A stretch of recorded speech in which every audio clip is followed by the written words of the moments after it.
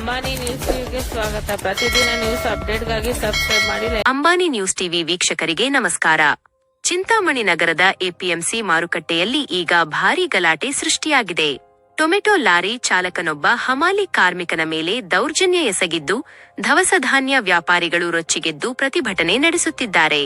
ಏನಿದು ಘಟನೆ? ಮಾರುಕಟ್ಟೆಯಲ್ಲಿ ಸೃಷ್ಟಿಯಾಗಿರುವ ಅಸಲಿ ಸಮಸ್ಯೆಯಾದರೂ ಏನು? ನೋಡಿ ಈ ವಿಶೇಷ ವರದಿ. ಚಿಂತಾಮಣಿ ನಗರದ ಎಪಿಎಂಸಿ ಮಾರುಕಟ್ಟೆಯ ಮೊದಲನೇ ಗೇಟ್ ಈಗ ರಣರಂಗದಂತಾಗಿದೆ.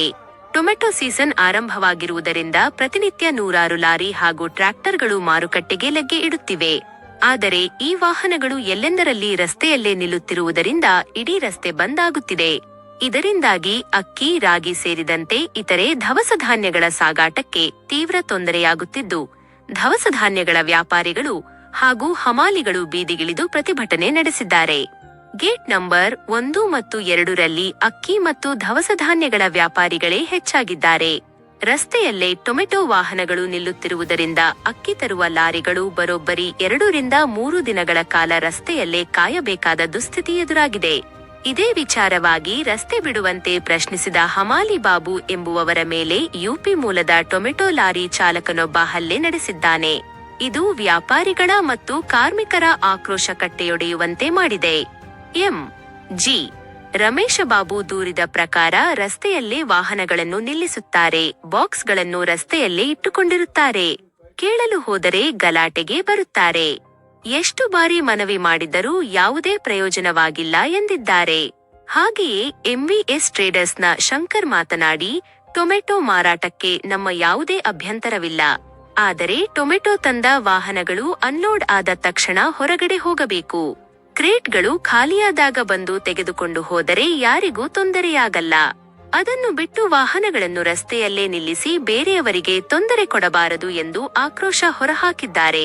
ಪ್ರತಿಭಟನೆಯ ವಿಷಯ ತಿಳಿಯುತ್ತಿದ್ದಂತೆ ಸ್ಥಳಕ್ಕೆ ಧಾವಿಸಿದ ಎಪಿಎಂಸಿ ಕಾರ್ಯದರ್ಶಿ ಸುನಿತಾ ಅವರು ಪ್ರತಿಭಟನಾಕಾರರೊಂದಿಗೆ ಮಾತುಕತೆ ನಡೆಸಿ ಮನವೊಲಿಸುವ ಪ್ರಯತ್ನ ಮಾಡಿದರು.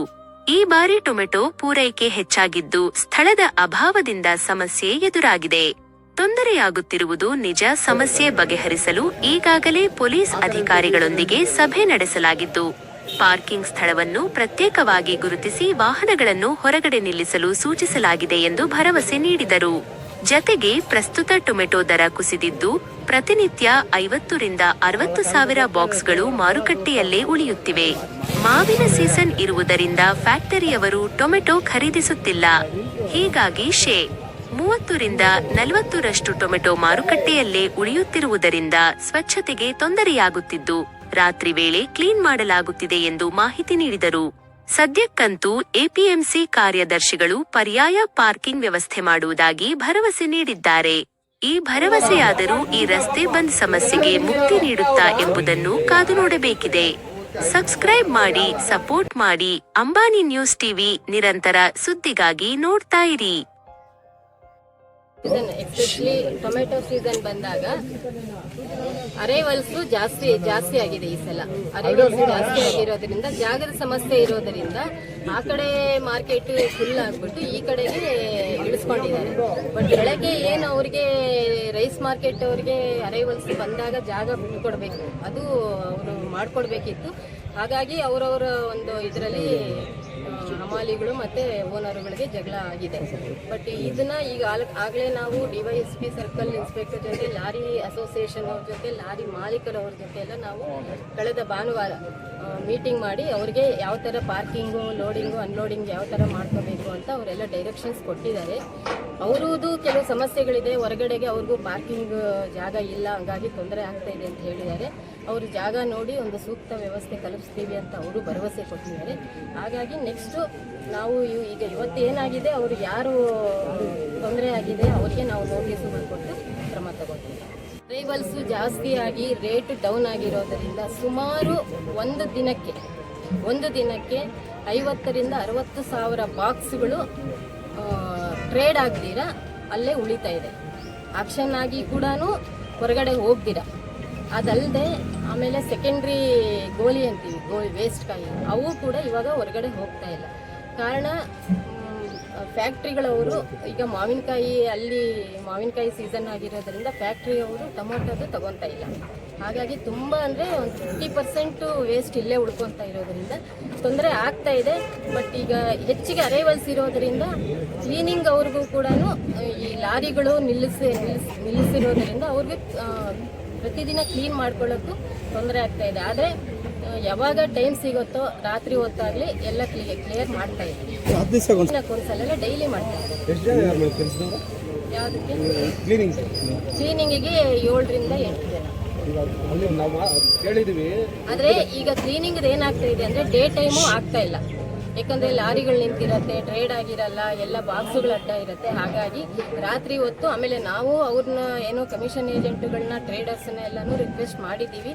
ಸ್ವಲ್ಪ ಅಟ್ಲೀಸ್ಟ್ ಡೈಲಿ 1 ರಿಂದ 2 ಅವರ್ಸ್ ಆದರೂ ಜಾಗ ಬಿಟ್ಕೊಟ್ರೆ ಕ್ಲೀನ್ ಮಾಡ್ಕೊಳ್ಳೋಕ್ಕೆ ಅವ್ರಿಗೂ ಅವಕಾಶ ಆಗುತ್ತೆ. ಸಹಕರಿಸಬೇಕು ಅಂತ ನಾನು ಅವ್ರಿಗೆ ಮನವಿನೂ ಮಾಡಿದ್ದೀನಿ.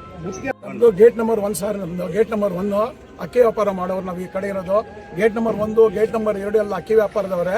ಇಲ್ಲಿ ಅಕ್ಕಿ ಲಾರಿಗಳು ಬರೋಕ್ಕೂ ಜಾಗ ಬಿಡದೆ ಟೊಮೊಟೊ ಗಾಡಿಗಳೆಲ್ಲ ನಿಲ್ಸ್ಕೊಂಡ್ಬಿಟ್ಟಿದ್ದಾರೆ. ನಾವೇನಾದ್ರು ಬಿಡಕ್ಕೆ ಕೇಳಿದ್ರೆ ನಮ್ಮೆಲ್ಲ ಗಲಾಟೆ ಮಾಡಕ್ಕೆ ಬರ್ತಾರೆ. ಯಾರು ತೆಗಿಯೋದಿಲ್ಲ, ಆನ್ಸರ್ ಮಾಡೋದು ಇಲ್ಲ. ಒಂದೊಂದು ಗಾಡಿ ಅಕ್ಕಿ ಗಾಡಿ 2 ದಿನ 3 ದಿನ ನಿಲ್ಸ್ಕೊಂಡು ಗಲಾಟೆ ಮಾಡ್ತಾ ಇದ್ದಾರೆ. ಡ್ರೈವರ್ಗಳು ನಮಗೆ ಯಾರು ಹಾಲ್ಟಿಂಗ್ ಚಾರ್ಜ್ ಕೊಡೋರು ಯಾರೋ ನೀವು ಓನರ್ಗಳಾಗಿ ಇಟ್ಕೊಂಡು ನಮಗೆ ಕ್ಲಿಯರ್ ಮಾಡಿಸಿದ್ದೆ, ನೀವೆಂತ ಅಂಗಡಿ ಓನರ್ಗಳೇ ನಮ್ಮನ್ನು ಬೈತಾ ಇದ್ದಾರೆ ಅವರು. APM ಚಾರ್ಜ್ ಯಾರು ನಮ್ಗೆ ಕೋಆಪರೇಟ್ ಮಾಡ್ತಾ ಇಲ್ಲ. ಮಾಡಿಸ್ಕೊಡಿ ಅಂತ ಮುಂದೆ ಬರೋರು ಯಾರು ಇಲ್ಲ. ಯಾರೋ ರೈತರ ಮಾಲು ಅಂತಾರೆ. ನಾವೇನಾದ್ರು ಅವ್ರಿಗೇನೋ ತೊಂದರೆ ಮಾಡಿದ್ದೀವಾ? ಮಾಡ್ಕೊಳ್ಳಿ. ಹಾಲ್ಟಿಂಗ್ ಚಾರ್ಜ್ ಲಾರಿ ಬರುತ್ತೆ, ಬಾಕ್ಸ್ಗಳು ಇಟ್ಕೊಂಡು ಹೋಗಲ್ಲ. ಎಲ್ಲ ಇಟ್ಕೊಂಡಿರ್ತಾರೆ, ಲಾರಿಗಳು ಎಲ್ಲ ಇಟ್ಕೊಂಡಿರ್ತಾರೆ, ರೋಡಲ್ಲಿ ಬಾಕ್ಸ್ಗಳು ಹಾಕೊಂಡಿರ್ತಾರೆ. ಯಾರು ಕ್ಲಿಯರ್ ಮಾಡೋದೇ ಇಲ್ಲ. ಗೊತ್ತು ಸರ್, ಇದು ಅಧಿಕಾರಿಗಳಿಗೂ ಗೊತ್ತು. ಅವರು ನೋಡ್ತಾ ಇದ್ದಾರೆ, ದಿನಾನು ನೋಡ್ತಾನೆ ಇದ್ದಾರೆ ಸರ್. ಪ್ರತಿ ವರ್ಷ ಇದೆ ರಾಮಾಯಣ ಸರ್ ಅಕ್ಕಿ ವ್ಯಾಪಾರಸ್ಥರಿಗೆ. ಪಲ್ಸಸ್ ದವಸ ಧಾನ್ಯಗಳ ಮಾರ್ಕೆಟ್ ಇದು ಒಂದು. ಇಲ್ಲಿ ಟೊಮೊಟೊ ಇಳಿಸ್ತಾ ಇದ್ರೆ ಟೊಮೊಟೊ ಇಳಿಸೋ ಕಾರಣದಿಂದ ನಮ್ಗೆ ಯಾವುದೇ ತೊಂದರೆ ಇಲ್ಲ. ರೈತರಿಗೆ ಅನುಕೂಲ ಆಗ್ಬೇಕಂತ ನಾವೆಲ್ಲ ವ್ಯಾಪಾರಸ್ಥರು, ಮಂಡ್ಯ ಕಮಿಷನ್ ಏಜೆಂಟ್ ಎಲ್ಲ ಸುಮ್ಮನೆ ರೈತರಿಗೆ ಅನುಕೂಲ ಆಗಲಿ, ಯಾವುದೇ ರೀತಿ ಅವ್ರು ಚೆನ್ನಾಗಿದ್ರೆ ನಾವು ಚೆನ್ನಾಗಿದ್ದೀವಿ ಅಂತೇಳಿ ಎಲ್ಲ ಅನ್ಕೊಂಡು ಎಲ್ಲ ನಿಲ್ಸ್ಕೊಳ್ಳೋದು ಸುಮ್ಮನೆ ಇದ್ದೀವಿ. ಇಲ್ಲಿ ಬರ್ತಾ ಇರೋ ತೊಂದರೆ ಏನು, ನಮಗೆ ಗಾಡಿ ಬಂದು ಅನ್ಲೋಡ್ ಆಗುತ್ತೆ, ಅನ್ಲೋಡ್ ಮಾಡಿ ಗಾಡಿ ಅಲ್ಲೇ ಹಾಕಿ ಅಡ್ಡ ಹಾಕಿರ್ತಾರೆ. ಲಾರಿ ಬರ್ತಾರೆ, ಲಾರಿನೂ ಕಿರಟ್ಗಳು ಅಡ್ಡ ಅಂಗಡಿ ಮುಂದೆ ಎಲ್ಲ ಕಿರಟ್ಗಳಾಗ್ಬಿಟ್ಟು ಲಾರಿ ಇಲ್ಲೇ ನಿಲ್ಸ್ತಾರೆ. ಅದರಿಂದ ಬೇರೆ ಗಾಡಿಗಳು ಬರೋ ಗಾಡಿಗಳಿಗೆ ಲಾರಿ ಏನು ಅಕ್ಕಿ ಆಗ್ಬೋದು, ರಾಗಿ ಆಗ್ಬೋದು, ಭತ್ತ ಆಗ್ಬೋದು, ಏನು ಬಂದರೂ ಅನ್ಲೋಡ್ ಮಾಡೋಕ್ಕೂ ಅಸಾಧ್ಯ ಆಗ್ತಾಯಿದೆ. ಇಲ್ಲಿ ಜಾಸ್ತಿ ತೊಂದರೆ ಆಗ್ತಾ ಇದೆ. ಅದರಿಂದ ನಾವು ಮಾಧ್ಯಮದವರಿಂದ ಕೇಳ್ಕೊತಾ ಇರೋದು, ದಯಮಾಡಿ ಇದು ಎಲ್ಲವೂ ತಗೊಂಡೋಗ್ಬಿಟ್ಟು ನಮ್ಗೆ ಅನುಕೂಲ ಮಾಡಿಕೊಡಿ. ಇಲ್ಲಿ ಯಾವುದೇ ರೀತಿ ಗಾಡಿ ರೈತರಿಗೆ ಅನುಕೂಲ ಆಗಲಿ. ಟೊಮಾಟೊ ಇಳಿಸ್ಕೊಳ್ರಿ, ರೇಟ್ ಒಳ್ಳೆ ರೇಟ್ ಹೋಗ್ಲಿ, ರೈತರು ಚೆನ್ನಾಗಿದ್ರೆ ನಾವೆಲ್ಲ ಚೆನ್ನಾಗಿರ್ತೀವಿ. ಬಟ್ ಗಾಡಿಗಳು ಹಾಕೋದು ಆಚೆ ಹಾಕಿ ಅವ್ರ ಟೈಮ್ ಬಂದಾಗ ಲೋಡ್ ಮಾಡೋ ಟೈಮ್ದಲ್ಲಿ ಬಂದು ಲೋಡ್ ಮಾಡ್ಕೊಳ್ಳಿ. ಗಾಡಿ ಅನ್ಲೋಡ್ ರೈತ ತಗೊಂಡು ಬರೋ ಟೊಮಾಟೋನ ಅನ್ಲೋಡ್ ಮಾಡಿ ಗಾಡಿ ಆಚೆ ಹಾಕಿ ಅದು ಖಾಲಿ ಆದ್ಮೇಲೆ ಬಂದು ಕ್ರೇಟ್ ಹಾಕೊಂಡೋಗಿ ಬರಲಿ. ಯಾರಿಗೂ ತೊಂದರೆ ಇಲ್ಲ ಇದು. ಇದರಿಂದ ನಮ್ಗೆ ಇಲ್ಲಿ ಇರೋ ನಮ್ಮ ಕೂಲಿ ಕಾರ್ಮಿಕರಿಗೆಲ್ಲ ಬಹಳ ಅನ್ಯಾಯ ಆಗ್ತಾ ಇದೆ. ಇಲ್ಲಿ ಅಕ್ಕಿ ಲೋಡ್ ಬಂದಾಗ ಅವ್ರಿಗೂ ಬಹಳ ತೊಂದರೆ ಮಾಡ್ತಾ ಇದ್ದಾರೆ. 2 ದಿವಸ 3 ದಿವಸ ಹಾಲ್ಟಿಂಗ್ ಚಾರ್ಜ್ ಕೊಡಿದ್ರು. ಇವಾಗ ಬರೋದು ಪಾಕಿಗೆ 20 ರೂಪಾಯಲ್ಲಿ ಅವ್ರು ಹಾಲ್ಟಿಂಗ್ ಚಾರ್ಜ್ ಕೇಳಿದ್ರೆ ಎಲ್ಲಿಂದ ಕೊಡಬೇಕು? ಇಲ್ಲಿ ಕೂಲಿಯವರು ಇಲ್ಲಿಂದ ಅಷ್ಟು 100 ಮೀಟರ್ ಮೂಟೆ ಎತ್ಕೊಳ್ಳೋದಕ್ಕಾಗತ್ತಾ? ಅದು ಅಸಾಧ್ಯ. ಅವರು ಬಹಳ ತೊಂದರೆ ಆಗ್ತಾ ಇದೆ. ಅವರು ಖಾಲಿಯಾಗಿ ಮನೆಯಲ್ಲಿ ಅಲ್ಲಿ ಇಲ್ಲಿ ತಿರುಗಾಡ್ಕೊಂಡು ಮರದ ಕೆಳಗಡೆ ಕುತ್ಕೊಂಡು ಅವರು ಕೆಲಸ ಪಾಡಿ ಇದ್ದಾರೆ. ಯಾಕಂದ್ರೆ ಗಾಡಿ ಹೋಗೋಕೆ ಜಾಗ ಇಲ್ಲ. ಗಾಡಿ ಏನು ಅಲ್ಲಿ ಹೋದ್ರೆ ಅನ್ಲೋಡ್ ಮಾಡೋಕ್ಕೆ ವ್ಯವಸ್ಥೆ ಇದ್ರೆ ಅವರು ಅನ್ಲೋಡ್ ಮಾಡ್ತಾರೆ. ಸುಮಾರು ಒಂದು 50-100 ಜನ ಇದ್ದಾರೆ ಇಲ್ಲಿ ದವಸ ಧಾನ್ಯ ಮಾರ್ಕೆಟ್ ಕೂಲಿ ಕಾರ್ಮಿಕರು. ಅವರೆಲ್ಲ ಹೊಟ್ಟೆ ಪಾಡಿಗೇನೋ ಜೀವನ ಮಾಡ್ಕೊಂಡ್ರೆ ಅದನ್ನು ಇಲ್ಲ, ಖಾಲಿಯಾಗಿ ಬಿದ್ದಿದ್ದಾರೆ. ಅವ್ರು ಬಹಳ ತೊಂದರೆ ಆಗ್ತಾ ಇದೆ ಅವ್ರಿಗೆ. ಗಾಡಿ ಇವಾಗ ಅಕ್ಕಿ ಗಾಡಿ ಒಂದು ಬರ್ತಾ ಇದೆ, ಒಂದು ಗಾಡಿ ಅಕ್ಕಿ ಗಾಡಿ ಬರ್ತಾ ಇದೆ, ಗೋಡೆಯಲ್ಲಿ ಮುಂದೆ ಇರ್ತಾರೆ. ಅಪ್ಪ ಗಾಡಿ ಸ್ವಲ್ಪ ತೆಗೀರಿ, ನಾವು ಹೋಗ್ತೀವಿ, ಮತ್ತೆ ನೀವು ಹಾಕೊಳ್ಳಿ ಅಂತ ಹೇಳಿದ್ರೆ ಅವ್ರು ಮತ್ತೆ ನಾವು ತೆಗಿಯಲ್ಲ, ನಿಮ್ಮ ಕೈಯಲ್ಲಿ ಏನಾಗ್ತದೆ ಅಂತ ಹೇಳ್ಬಿಟ್ಟು UP ಅವ್ರಿಗೆ ಎಷ್ಟು ಇವರು ಇಲ್ಲಿ ಇರೋರು ಎಷ್ಟು ಪ್ರೋತ್ಸಾಹ ಕೊಟ್ಬಿಟ್ಟು ಅವ್ರನ್ನ ಚೆನ್ನಾಗಿ ಬೆಳೆಸ್ಕೊಂಡಿದ್ದಾರೆ. ರೌಡಿ ಥರ ಮಾಡಿ ಒಂದು ರಾಡ್ ಎತ್ಕೊಂಡು ಅದೇನೋ ಚಾಕ್ ಎತ್ಕೊಂಡ್ರಂತ ಇವ್ರ ಮೇಲೆ ಬಂದವ್ರೆ. ಇವರು ಒಂದೇಟ್ ಹಾಕವ್ರೆ, ಅವರು ಹಾಕವ್ರೆ. ಒಂದು ರಾಡ್ ಎತ್ಕೊಂಡ್ಬರೋ ಅಷ್ಟು ಬೇರೆ ಕಂಟ್ರಿ ಅವನಿಗೆ ಒಂದು ರಾಡ್ ಎತ್ಕೊಂಡ್ಬಂದು ಹಾಕಕ್ಕೆ ಎಷ್ಟು ಇದು ಮಾಡಿ ಇರಬೇಕು. ನೋಡಿ, ನೀವು ನೋಡ್ತಾ ಇದ್ರ ಇಲ್ಲಿಂದ ಲಾಸ್ಟ್ ವರ್ಗು